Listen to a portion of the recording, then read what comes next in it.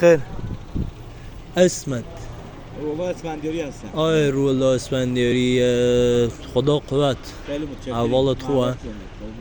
چند سال اینه روی چرخه بعد از تقریبا 35 سال 30 سال هست. مادرزادی یا تصادف بیه سازی آمد.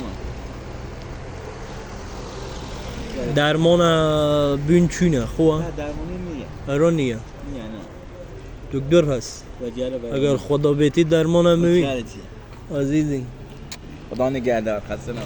هر هایی نیره آها. ما میبینم متشکرم. عزیزی تلفنش بدن. تلفونیشت بوش 116 916 256 956 4028 کارتیشه به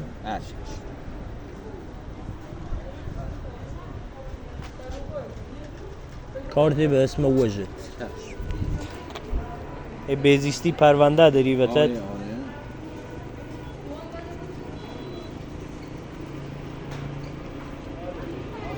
کارت هم را دستانیه نه یعنی بزیسی یعنی و هر ما حسو بهزیستیات بی اه آره اوه خواه که حسو کتو و دیاکی بود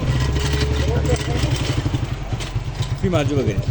روح الله اسفندیاری نجات به دائر دوستان عزیز مرسی از حمایتتون امیدوارم که 1% به هم کمک کنیم که 100%مون زندگی راحتی داشته باشیم. مرسی از توجهتون، سپاس از زمانتون. امیدوارم تو کارهای نیک بیشتری با هم حضور داشته باشیم. بنده به عنوان یه رابط یه فازنت که اتصالی رو میگیرم معرفی میکنم و شما ترمیم میکنید. مرسی آقای اسفندیاری ممنون. سلامت. جمع‌آوری بی قربونت. برقی دوست داریم. مراقبت با خدا نگهدار. خدا نگهدار.